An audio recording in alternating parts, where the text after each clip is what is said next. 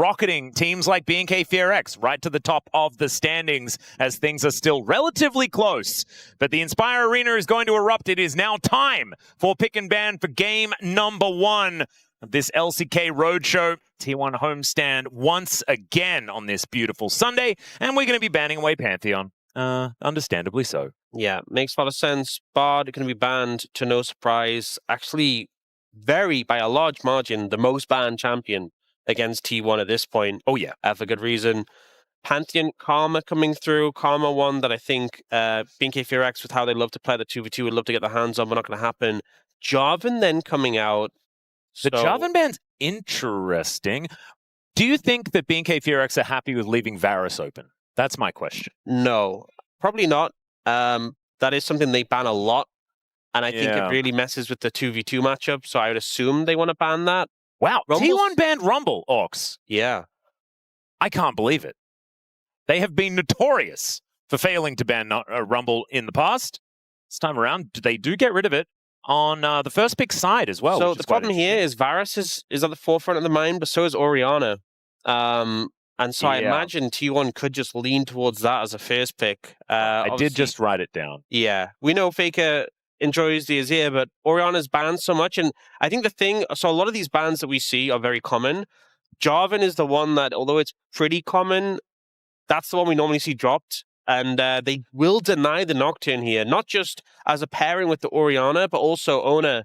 Extremely effective on this pick. So I think he just got to like 87% win rate. He's hovering around there at the moment on the Nocturne. I think he just goes Xin Zhao in this situation. Orianna's Xin Zhao pretty strong. We often see shielding paired with Xin Zhao very effective. We did see Oner as well. He's pretty good at this champion. There's a lot of champs he's pretty good at. This is on that list, 100%. Yeah. We did see the Ezreal picked up for Diable, which obviously good at evading things like the Orianna Shockwave, but also just the Ezreal priority's really risen up. We've seen players like Teddy have great performances on it, and just not only the lane pressure, but that consistent damage in those mid-game teamfights really valuable. Well, let's see what Faker's going to be locking in for the final pick of this round, as the Jhin is going to be the choice for Peyz. He has been gravitating towards this one, as Daystar is just going to opt in to the Orianna. Oh, never mind. An Akali consideration here for the BNK mid laner. And never mind, it's just going to be Neeko. Ezreal Neeko, a classic here in the LCK. Woodid's favorite, I'm pretty sure, in the 2v2. I do think Nocturne Neeko is a really strong combo. We've seen teams trying to secure that as a pairing more often than not. Being able to turn the lights out and having to deal with the threat at the Neeko flanks, the Neeko disguised as another champion.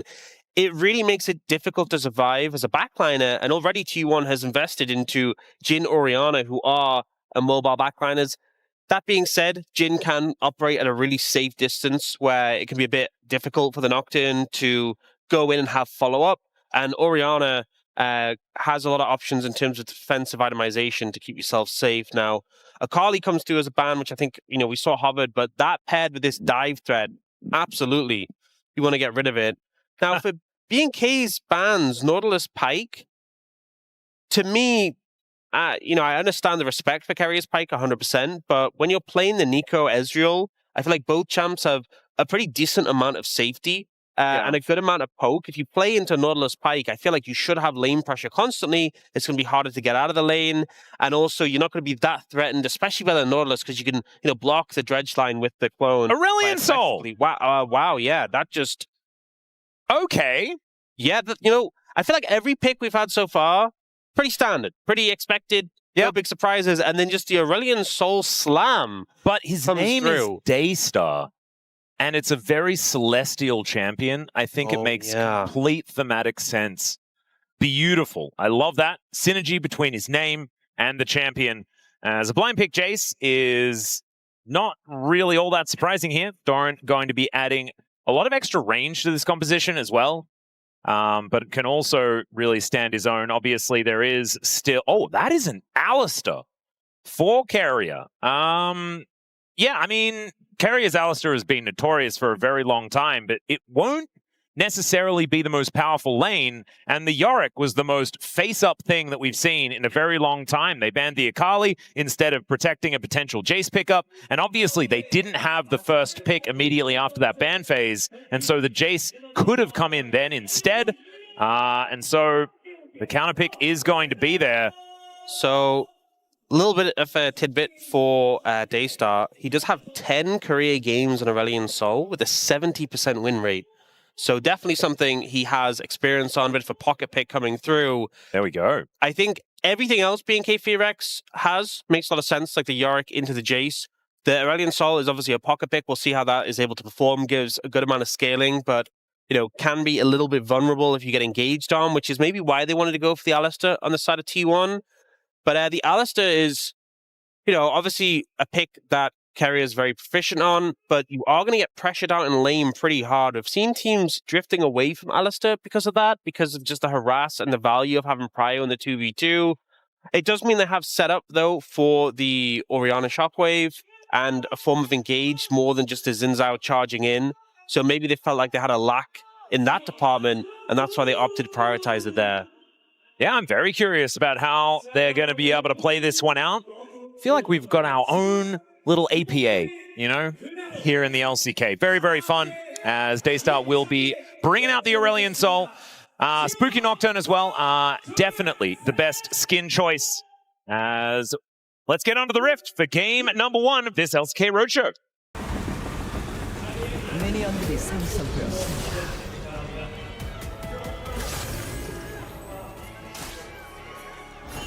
All right, are we doing fan chants or not? Couldn't really hear them. There were people saying whiting a lot. Oh, there we go. There was a fan chant. I just didn't hear anyone actually lead it. All right, here we are, ladies and gentlemen. We're onto the Rift for game number 1. Already, we are breathing light all over these minions, is Daystar.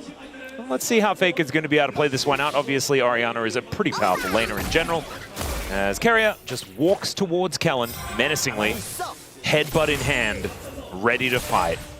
Yeah, that's one of my concerns about the Aurelion Sol specifically into the Orianna, is that Orianna can be a pretty fearsome laner, but, you know, presuming Daystar's picking this with a lot of confidence, I do feel like there's a lot of dive threats on BNK FEARX, and Aurelion Sol doesn't necessarily fit with that, but if you get the empowered ultimate, you know, if your team's diving in, you can still, in theory, follow up. Oh, he's just lasering Faker. He's actually having a pretty good time from what we can see. Faker is just going to be able to dissonance himself back. Daystar with a lot of extra space here, knows exactly where Oner is as well. They get the pings out. But Doran having a decent time here towards his top side. I think one of the things that we were talking about yesterday was Faker having a bit of an off performance, as this may not be, as Diable just arcane shifts on top of both of them. That was insanity. It is going to be barrier advantage here for Peyz, but he's still down to 300 health, as this Neeko Ezreal that is so practiced for Diable and Kellin is really starting to pop off. This is the point where it gets a little scary when Keria hits level 2 and there's the threat of getting knocked under the tower. Diable going for that play was definitely a factor in... Oh. Okay, Doran taking a bit of damage here. Ghoulie Wall coming on through. At least Jayce pretty good at destroying the Ghoulie Wall if needed. But still going to be a good trade for the Yorick. Yeah, I think Diable going in like that was definitely factoring in Peyz and Keria not having their level 2 available, so able to play that aggressive, but now it does have to be a bit respectful near the tower. Last Aurelion Sol game was also versus Faker versus Azir and was a loss. Yeah, Yahoo. It's been a while. Obviously not in our region anymore, as Peyz taking some damage. Kellin is basically dead. Keria not able to get towards him though. And now Diable just going to have to be laning alone. Wow, talk about using your health bars. Oh, Kellin tries to get in there. They are going to be able to headbutt Diable back. Wow. And the 4th bullet is set. And Peyz picks up first blood. Raptor now looking for a bit of an angle. Everyone in the vicinity and exceptionally low, as that is going to be the Neeko locking down the kill onto the cow. But Raptor, can he actually grab Peyz? The answer is no. One last auto comes through. The teleport brings Faker down just to protect his bottom lane. Oh man, it is crazy in this early game, but T1 come out on top. Nightmare scenario for BNK FEARX, and it's just really well played by Peyz and Keria here. The root comes in on a Peyz, the engage comes out and they get so much damage onto Kellin. He's not able to back away from the situation. Nearly dies to the 4th shot there. And then Keria knows that Kellin has to back away, goes for the re-engage before Diable has his cooldowns back, and Peyz lines up the 4th shot again, this time getting the kill. And then Raptor was here. He was looking for a potential gank to cover his laners, and despite the health bars being low, he just doesn't have enough to clear up this fight. Can only get the 1 kill on the Keria, and it's another kill to Peyz. He flashed out as well. I could have imagined him flashing just on top of Peyz to kill him before he goes down. Instead, he tried to flash away. I think he was maybe trying to buy time and thought, if I play this right, I can get more than just 1 kill. Yeah, that's what I was sort of thinking as well. Didn't fully pan out. And the thing is, we talked about this bot lane matchup being super favored with the early prio for the Ezreal Neeko into Jhin Alistar. But now you've given those 2 kills over. I mean, look at the CS difference bot lane. Yeah. And yet Peyz is up in gold because of those 2 kills. And it just really shows how the all-in that T1 found in the bot lane has really been a saving grace for what otherwise would be a miserable matchup. Yeah, it's working out very nicely for T1 so far. 400 gold is going to be their lead just across the board. Like you were saying, 300 of that is on Peyz. Hex Flash is being experimented with here by Keria. Do like to see the button just being pressed. It's just more fun that way. As Diable wants to be able to grab the first plate here, will be able to do so. That's going to halve that gold advantage that Peyz does have. But the Aurelion Sol's also behind, even though Faker did use his teleport just to protect his bottom lane earlier on, is still able to be about a wave ahead of the Dragon. Yeah, we saw that good early trade from Daystar, but I think it makes sense that Orianna is starting to pull ahead with the lane pressure. A big reason why she's been so highly prioritized. Now, in the bot lane, I think a big factor now is the Diable and Kellin not having summoners available keeps them being vulnerable, while Peyz, his flash is up, his barrier's coming up. They have the harass, they have the poke, but still have to be so wary of these all-ins, especially as Diable went for the tier, has just back now and picked up the Sheen, but Peyz going for that early Dirk is so much lane power. You know, we sometimes see Jhins go for the early tier 2 boots, the boots of swiftness, so you have that, especially into a lane like this, the ability to dodge skill shots, but he was like, no, I'm getting damage. I want the power to threaten all-ins. Well, you can see we're just trying to charge up. Level 6 has been picked up here by Daystar.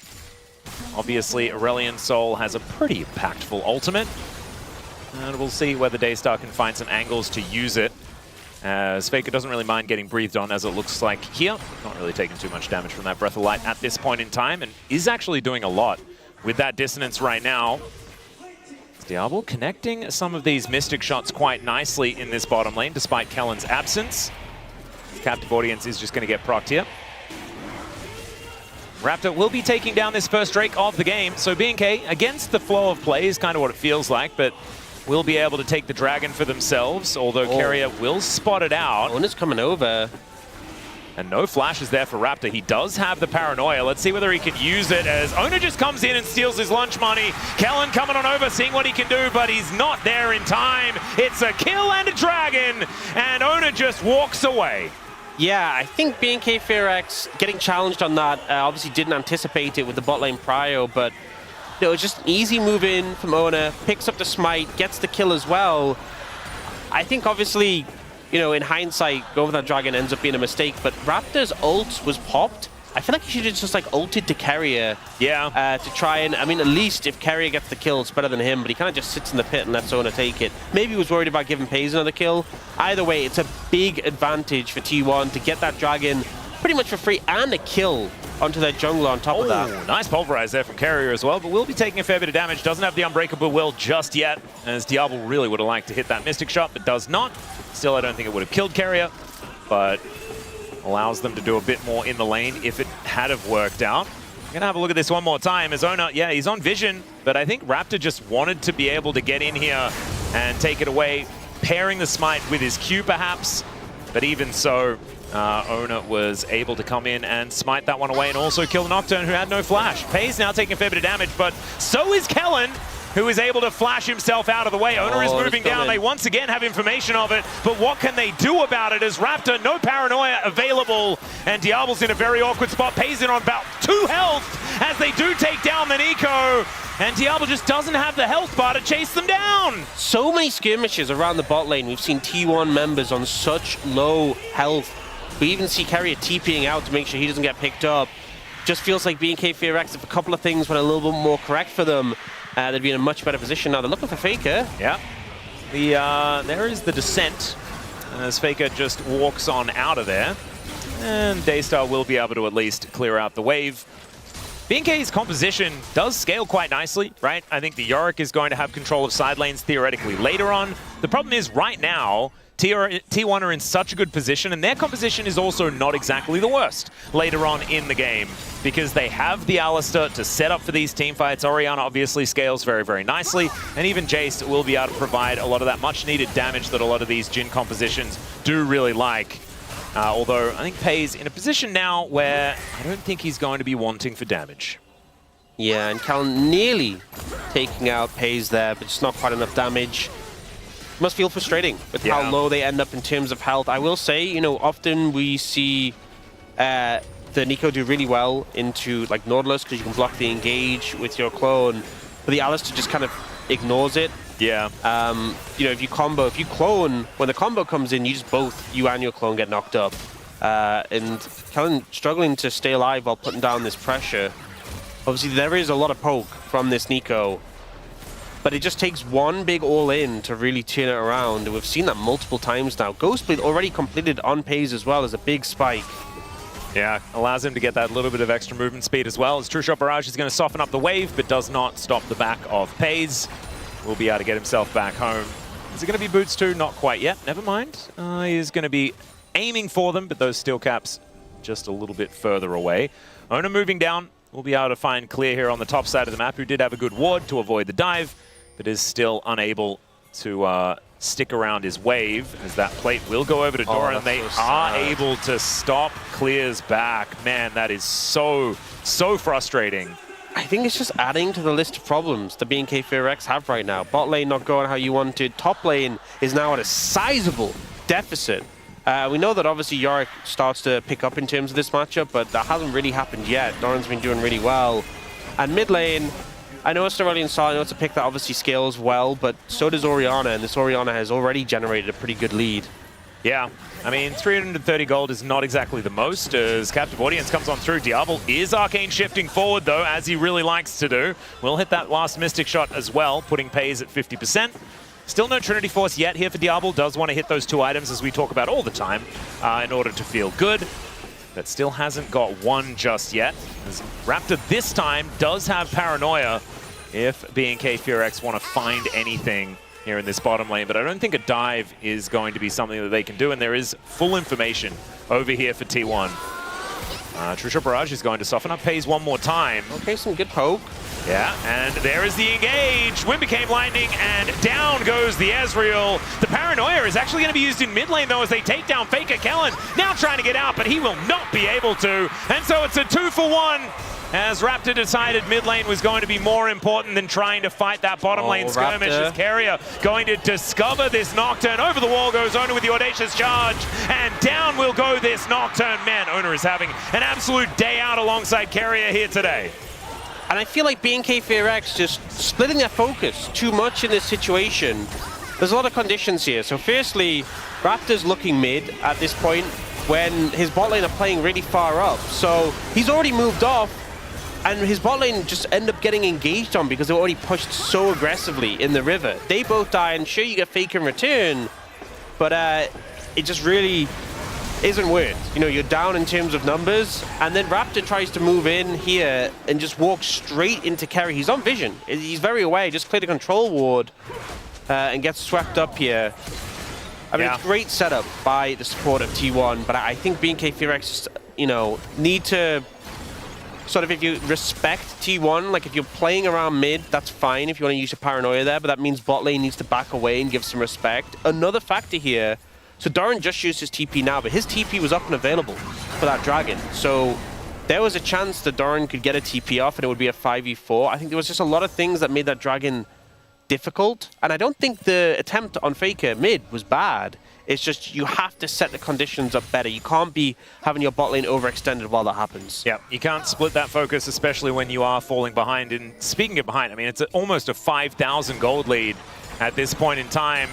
You have Daystar moving down towards this bottom side. Oftentimes we talk about scaling can bail you out, but I don't think it's happening this time. As Diable trying to get that damage down, but they are just looking to take down Kellin, and they will be able to get their prize. Oner with the Crescent Guard barely even needs it with how tanky he is. And Diable just has to watch as his support dies. Yeah, I mean, Keria, we were concerned. I was concerned about picking this Alistar into the Neeko. What could happen in the 2v2? Diable and Kellin, who, you know, their time together as a duo have kind of prided themselves on being strong in the 2v2 matchup, are just getting absolutely destroyed by Keria right now. Kellin in particular, it feels like his flash is just being burnt as soon as it's up because of engages from this Alistar. And this has also been one of the most successful bottom lanes that BNK FEARX have been utilizing throughout this season, right? And the fact that here in game number 1, it is just straight up losing to Jhin Alistar with a little bit of help from Oner, you could say. But still, it's bad news. Is now Faker in a little bit of trouble once again. Does flash himself out of the way and has Keria alongside. The skies do descend, but it's nowhere near enough to deter Keria from just killing the Nocturne. There's just something about Keria at Inspire Arena. Yeah. There's just something, you know, I don't know what it is specifically, but this game he's just been all over BNK FEARX and there to protect Faker. You know, the sort of last lane that's relatively close, BNK FEARX trying to make an attempt on it and it's shut down. And I feel like with that, this game is really just, it was already in a bad spot, but you're at a almost 6k gold deficit, 2 dragons down. It's going to go to 6k after this tower's taken. This is looking dire for BNK FEARX. And one of the issues as well is the gold is so spread. There's so many fed members of T1 who are major threats. It's not like sometimes you have a game where one person's extremely fed. If you blow them up, that removes a lot of that lead. Everyone is strong. And this is just a great timing from Keria, great read. Even with the ult coming down, it's not enough to take down Faker. And Raptor ends up going down for that play. Yeah, it's sort of just, there's fires all over the map, and I don't think BNK FEARX have enough firemen to put them out in any way, shape, or form. You were talking about gold leads. It's only Faker's that is not astronomically high. Yeah. But it is still like a killing advantage over this Aurelion Sol. The problem is in the isolated 1v1 as well, Doran has just been dominating clear on that top side at the same time. So this Jayce, when he leaves lane, is going to turn up with a whole bunch of extra money than his opposite number as well. I mean, that's the thing is that we saw Oner lean top lane to threaten a dive at one point, but even before that, there was a massive lead for Doran. He's been doing so well in the 1v1. Oh, they're going for it again. Yep, I've seen this play before as the Rift Herald comes down towards his bottom side. No joy on the Shockwave as the Spell Shield was there as Oner is just going to take the Shelly exit. Just wanders his way out. Went a little bit low there, but he's just going to be able to careen towards the mid lane and even grab a charge. Oh, love that. Nails it. Gorgeous work, and he gets himself out. Doran, in the meantime, is taking this inner turret, and honestly, it just looks like they're toying with them. Even when BNK FEARX think they have a successful play, it's like, hey, we managed to kill Faker. The payoff for T1, the fact that Oner can slip out, Herald mid, they get that tower, tons of plates, top lane, and at least BNK FEARX do pick up that bot lane tower, but it's still a sizable lead. I'm glad that they're still trying to be proactive in this game, they're still trying to make things happen, but they are struggling to keep their heads above water. Well, Daystar is likely to die to Doran here, although he does get his singularity down. Shock Blast misses, and so therefore Daystar just kills him. That was just a critical thing. The Shock Blast missing there from Doran. A little bit of a misplay ends up costing him and giving another kill over to Doran Daystar. Flashed in to die in that play. That's what happened. Daystar also had flash still, so he could have flashed the Shock Blast if needed, although maybe would have struggled to turn the damage around if he did that. Now they are looking. Yeah, that is going to be a very dead Nocturne as Raptor is taken out by a bullet of Peyz. Keria, just wherever he is, BNK members will die. That is what's written. Yeah. You know, it kind of feels bad This would be the game in solo queue where the rest of the team want to FF, and then the Aurelion Sol mid lane's like, guys, I'm ahead, I scale. Please. We scale, man, let's do it. I'm a dragon. Just give me some time. But it is not being going so hot. 7,000 gold, these towers about to get taken. Third dragon as well. It's hitting critical mass at this point. Yeah. And I don't even think Nosdormu had enough time. As far as time dragons are concerned, I think that he's also the right colors, is Daystar, with this particular skin, although it's a little bit more Mists of Pandaria than classic WoW, but still, maybe they can channel some of that that Chrono Drake type stuff here in order to get themselves another 50 minutes worth of items and gold without T1 just destroying their Nexus. The problem is, I don't think that T1 is going to allow that to happen. No. There are 2 items, I guess, on Daystar, so that is certainly good news, but we still don't have that 2-item spike for the Ezreal. And even the Yorick, he's still 2,000 gold behind. I mean, that lead has not changed, but it's just, yeah, it's 20 minutes into the game. I mean, it feels 7,000 gold lead. It feels so bad in Ezreal because normally you get your 2-item spike, you're like, okay, I am the strongest champion in the game. I'm up there with some of the strongest 2-item spikes there is. But when Peyz is going to have 3 items when you have 2, it just does not feel good at all. No. Don't really get to leverage that strength. And BNK FEARX's composition, a lot of it is focused around diving in. T1 having a Mountain Soul in the cards. I mean, if you're going in as Neeko Nocturne, you're already behind. And they have that extra shielding. Oh dear. Where'd he go? Death Chamber. You know, sometimes we see the clone get focused down and it just, you know, vanishes very quickly, right? That kind of felt like that. Yeah, looked exactly the same. The clone might have survived longer, to be honest, at this point. Now, they are just going to look towards Baron. Raptor does have ultimate to get in. They do have the empowered Aurelion Sol ult, so... Yeah, it's a big flanking teleport here for the Dragon and for the Yorick. As the Baron is down to about 6k, they've used a lot of their vision, but Controller does go over the back of the pit.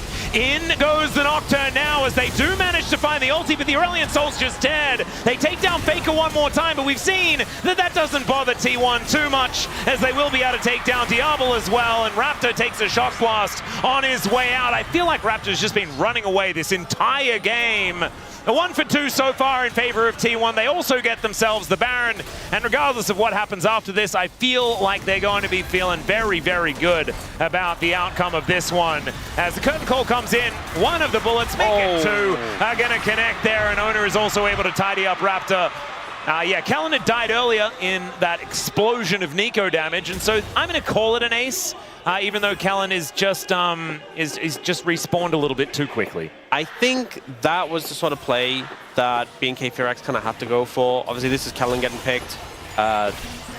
Oner lands, the wind becomes lightning, the extended dash into the shockwave. They kind of had to try and contest this Baron, but it was just difficult to do because, you know, they don't go for the steal. Raptor goes in to try and take out Faker, which they succeed at, but then this engage onto Diable.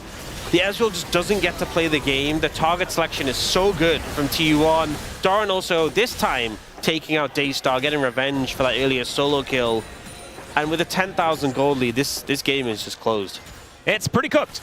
Minute and a half on a Mountain Soul as well, if T1 would like it, but I don't know whether we've got another minute and a half yet. And Keria is saying that he agrees with that sentiment. Going in, although there was no one else in the area, still he's got an Unbreakable Will and is very happy to use it. And the conga line of minions will look to try and take down this inhibitor turret towards the bottom side of the map. Daystar wants nothing to do with the defense of the base, as I don't think BNK FEARX would have been able to defend regardless. Here's a Pop Blossom that just gets avoided entirely. Raptor goes into the backline to die, and they do manage to kill Keria, so there's at least something. Didn't have the ultimate from that previous play, as Diable in a very awkward spot gets hit by the wind becomes lightning. That means that Oner dashes towards him. It is going to be a turret against the flow of play and some bounty gold for it, but still a drop in the ocean as it turns out. Shockwave is just going to pull in clear. He takes a lot of damage as well. Dissonance going to help out as Peyz. He's in the ghoulie wall and is not too phased by it at all. As BNK FEARX just watching as their Nexus turrets fall. That is going to be a decent ulti here from Daystar, as Faker is once again going to be dead. Daystar goes golden before he dies, and Oner is going to go in. Crescent Guard is looking like an offensive ability by the looks. And T1 will be able to deal with these Nexus turrets eventually, as this is a very different game to what we saw against the Bros yesterday. A shellacking from T1 in game number 1. BNK FEARX really going to have to go back to the drawing board here. This felt personal after what BNK did to T1 in the LCK Cup. Some absolute revenge. Definitely feels like T1 have warmed up at the Inspire Arena and we're looking, as you said, for some personal revenge on BNK FEARX. I think a lot of things went wrong for BNK FEARX's game plan